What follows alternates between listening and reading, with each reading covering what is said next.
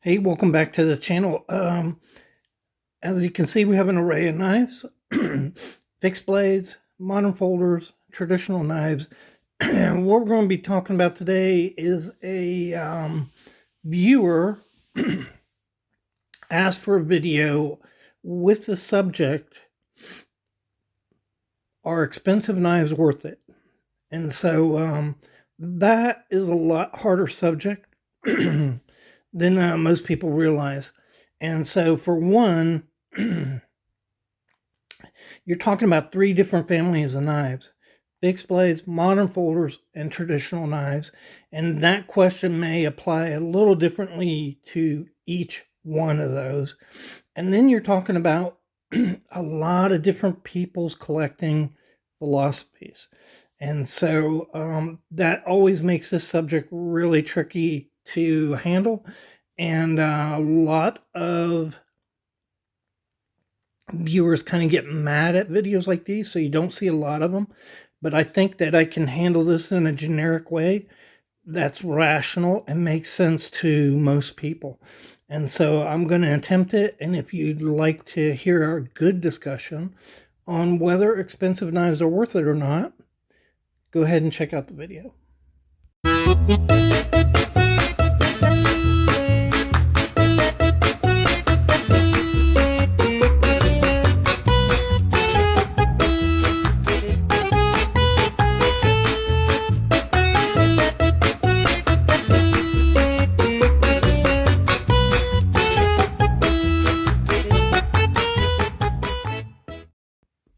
All right, welcome back to the Fortified Castle.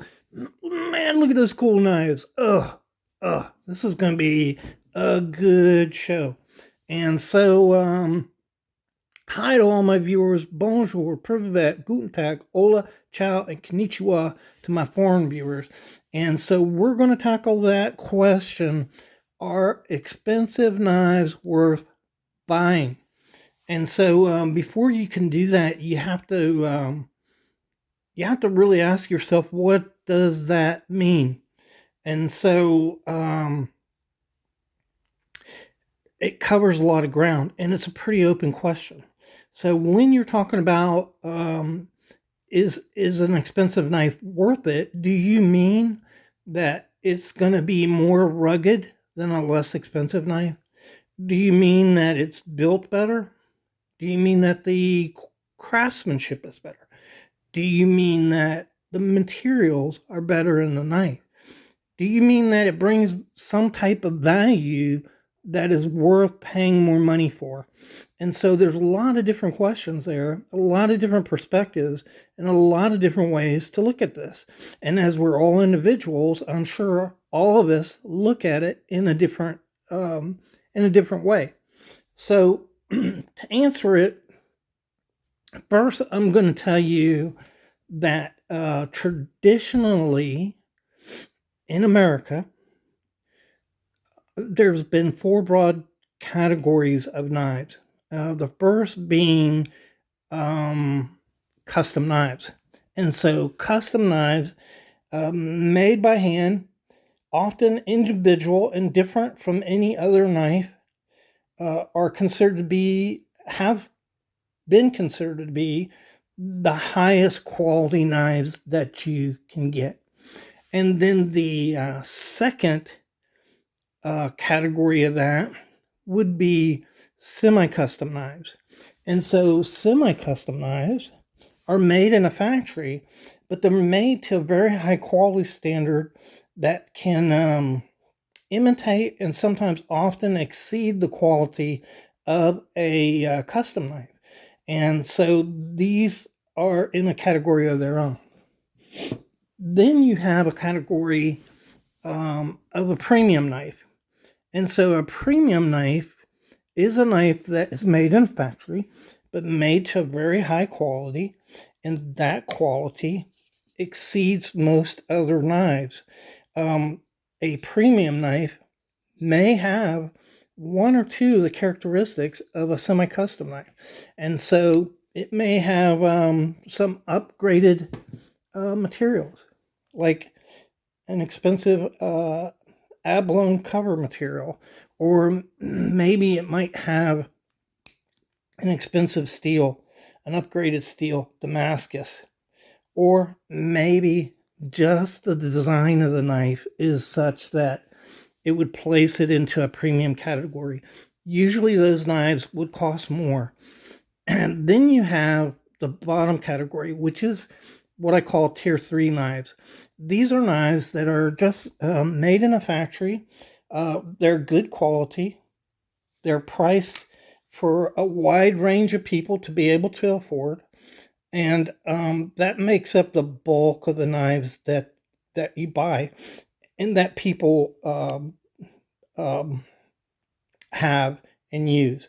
So those are third tier knives, good quality knives, just, not to the level of a premium knife. So I would add to that traditional view of knife collecting with the junk knife. And so a junk knife we could think of as gas station knife. And so these are knives that typically aren't made very well. They're very low quality. They may have really poor materials in them, and they're just basically for short term use. Traditionally, a knife like this might be bought.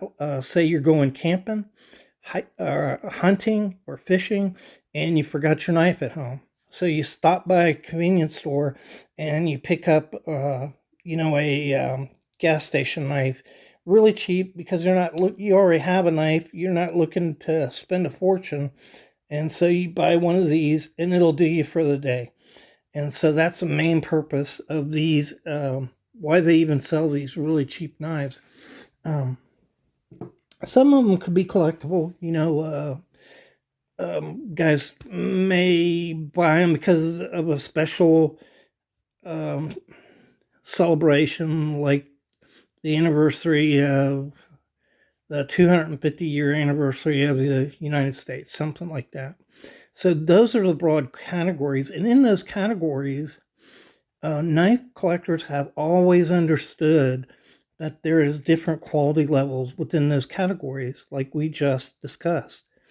And so I think your average person going out and buying a knife really doesn't think about that. They're just getting a knife to use for hunting or on the job or whatever the task may be, but they're not really collecting knives, and they don't really think about all those different categories. So historically, those categories have always existed. So when you go back in time 200, 300, 400 years ago, the categories are there. They may not have been recognized, but they were there. And so that's where you get peasant knives. These were really cheap knives. They had often just a wood covers on them, a blade, and that's about it. And so these peasant knives were sold in great quantity, and they were just basically a blade and something to hold the blade, basically. Very cheap. But even when they were selling these, they had higher quality knives. That higher quality knife might have been uh, hefted in stag and have liners on it, which made it heavier. And the design of the knife was better. It was sturdier, more reliable. And still, above that, there may have been knives that had special covers on them, like tortoise shell, ivory that was engraved and finely crafted, mother of pearl, and even knives that have silver and gold in them. So those categories really have always existed. Even if you go back to Roman times, what a centurion carried would not necessarily be what a general carried. So that's always been there. These different levels of quality in knives. So now let's talk about does that make a difference? Well, you look at this knife here. It's a $7 knife, really cheap. The scales are just like glued on. It's just plastic, not finely crafted. There's a lot wrong with this knife. Basic materials to it. It cuts just fine. The blade is sharp, you know, pretty sharp blade on this thing. Does the same thing as this knife, this $60 knife, but the materials on this knife are better. It's much more precisely built.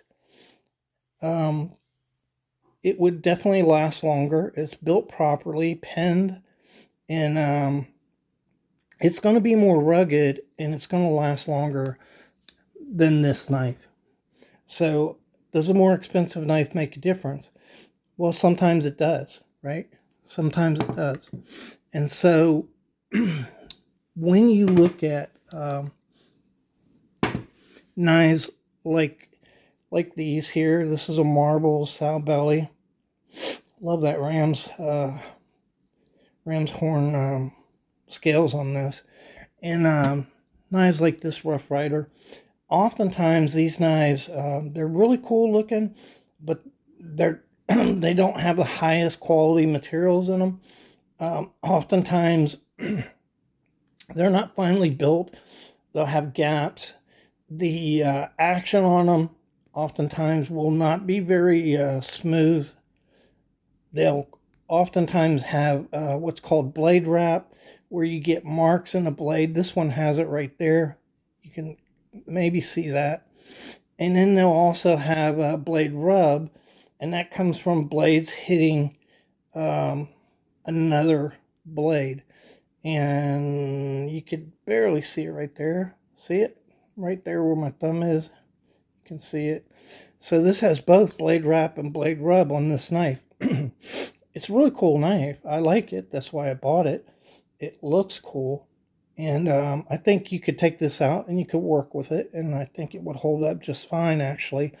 But this is glued, so it's not pinned. And I don't think that overall this is going to last very long. This one might last a little longer because it is pinned the way it should be. But talking about $14 knife, $18 knife, this knife is $40 and it's apparent. So when you look at it, it's a much finely better. It's better built. There's no gaps in this knife. There's no blade rub at all in this knife, and the steel in this is D2. I don't know whether you. Let me see if I can find it. Right there, D2. So you have an upgraded steel in this. So that's another question. Do you really need an upgraded steel in a knife like this? No, not really. But if you're using this knife every day on the job, cutting open packages or boxes, that D2 will come in handy, right? So it'll maintain its edge longer than the lower grade stainless steels in these knives here and carbon steels. If you go up a little bit further in a knife like this, again, you get an upgrade. So this is a really well done bone in this. It's mirror polished. There's no blade wrap in this knife. There's no gaps or anything in this knife. And this is just a really nice knife for the price, which I think I paid $80 for that. I'm not really sure. I don't remember, but I think I paid $80. When you go over that, you don't really get a lot of the upgrades that you might see in a modern folder. Usually what you're seeing is aesthetics, changes in aesthetics in these traditional folders that make them worth more. So a knife like this, aesthetically, it is pretty nice. It's very well built, and you have upgraded materials in it. And that's what you usually get in a traditional knife. So are there differences here? Yeah. I think those differences become more important in a more heavy-duty modern folder type knife. And so this knife right here, I think was $11. It's a Tac Force knife. Works okay. I think it'd hold up all right. It's not going to hold up the best. The steel, I don't think was properly done. This has been really hard to sharpen and to keep an edge on it. So I don't think maybe it was tempered properly.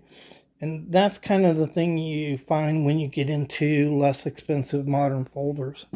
If you go up just a little bit, this knife is a Kershaw, and it was $40, and it has D2 steel in it. Again, that's an upgraded steel. Mainly, it's gonna stay sharper a little bit longer. But this is a really well-made knife. And there's no reason why you couldn't use this, I don't think, for your lifetime. I think it would hold up that long. And a relatively affordable knife. Here's another one. This Rat 1. I don't know how much longer these will be available, but, this was a good knife. I paid $40 for it. Have used the crap out of this knife, and it's done a great job. But when you go up from that, usually as you go up in these modern folders, you're going to get better materials, better craftsmanship, and a better steel. And this knife here has S35BN. It's a super steel, and you're going to feel the difference in that. So if you ask that question, is it worth paying $70 more to get this knife? I'd say yeah. I'd say if you're in a trade, if you're a roofer cutting shingles, if you're laying carpet, if you're a carpenter, if you're a landscaper and you cut corrugated plastic, man, you're going to feel the difference of this super steel. It just lasts so much longer. It'll last weeks compared to 3 or 4 days for other type of steels that you use. And so it's kind of a no-brainer. This is also lighter. So these are equivalent knives, both well-made knives, both rugged and durable, but this is a lot lighter too. And so those are other things that come into play. And what you're talking about is one is the quality of build on a knife, the quality of the materials in the knife, the aesthetics of the knife, the function of the knife. So a lot of times the function on these knives are better. This knife is designed to be opened and closed one-handed, and you can do that, and that's really helpful. So I think of one time I was 3 stories up working on some fascia, putting fascia up, and I needed to pull a nail out, and I pulled my pocket knife out to do that. And I'm 3 stories up on rickety scaffolding, and having a one-handed knife is really, really helpful over, say a traditional backlock, So the upgrades, make sense, and to me, they're worth it. So mainly as you go up in price, you're basically talking about better materials, better craftsmanship, better aesthetics. And if you look at this Hogue Deca knife here, these are fantastic knives. This is MagnaCut steel, one of the latest steels, supposed to be fantastic. This only has FRN scales on it, but I don't think that's a detractor in the knife. And this knife is drop shut, so the action's a lot better. You can see it right there. And if I kept my finger on the lock, it just shuts. So really good quality knife. I think I paid $160 for this. You can actually get them in the $140 range. So I say, yeah, that's worth it. The quality creases. Only you could really make that decision. Sometimes it's not all that clear of whether the quality is worth it going up on a knife or not. And it's all beauty's in the eye of the beholder, what you choose. When you go above that $180 range, you get into the $250 range. Basically, you're talking about aesthetics at that point. I don't see a lot of difference in materials. Certainly, you can get different steels, but once you get into a super steel, the differences between them, I think, are not that great in super steels. And sometimes the advantages of one super steel over another creates disadvantages as well. But, the aesthetics are a lot greater. You got really good materials, titanium in here, anodized and milling in this knife, as well as a premium steel. And, a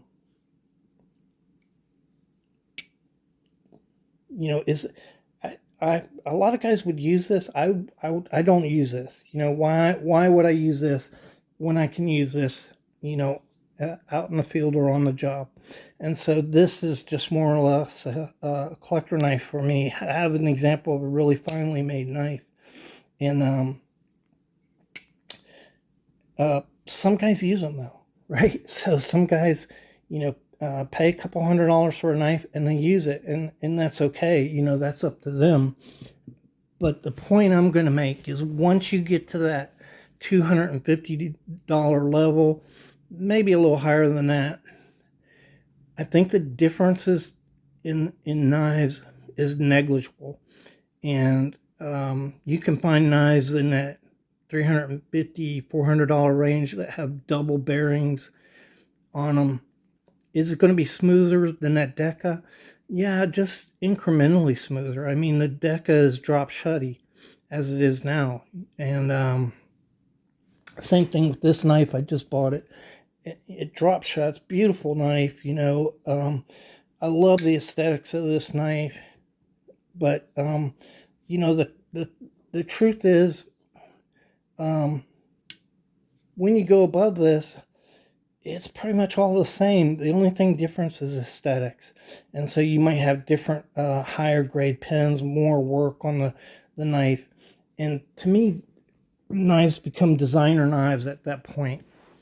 And so if you look at the fixed blades, it's the same thing. So this is an expensive fixed blade.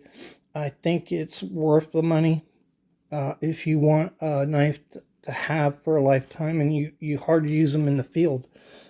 But lower end knives, they'll work just as good. This may not last as long though.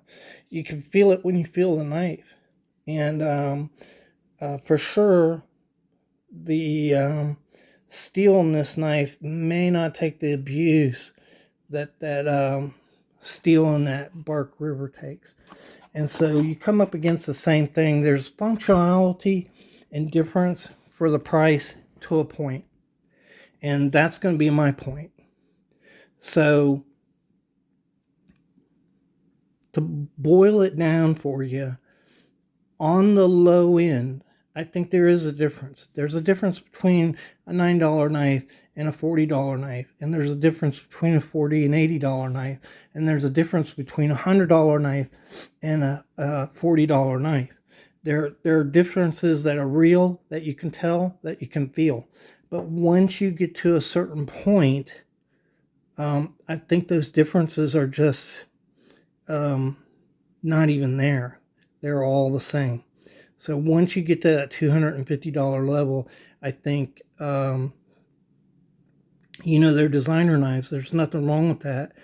There's people who buy fine cars just to enjoy the fine car. There are people who buy fine paintings. And then, I like paintings, but I don't have a lot of high-end paintings because I can't afford them.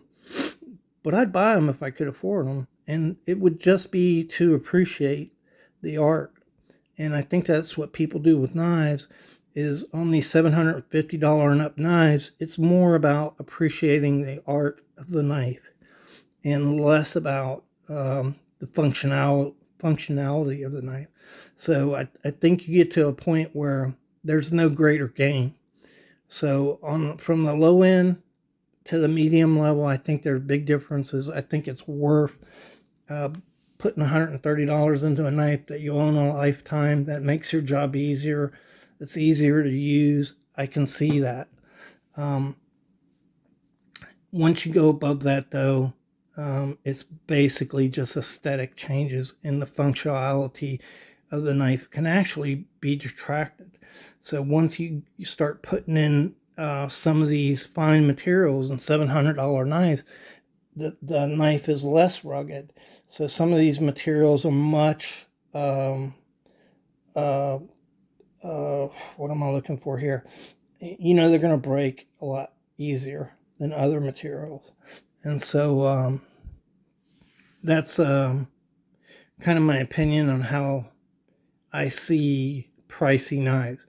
To a point, they improve ruggedness, durability, functionality, quality of the knife, function of the knife, and aesthetics of the knife. But after a certain point, I think it's just all aesthetics and it all becomes like art. So hope you enjoyed the video. Hope you found it informative. I know it was long, but it's a big subject to cover. Thanks again, guys.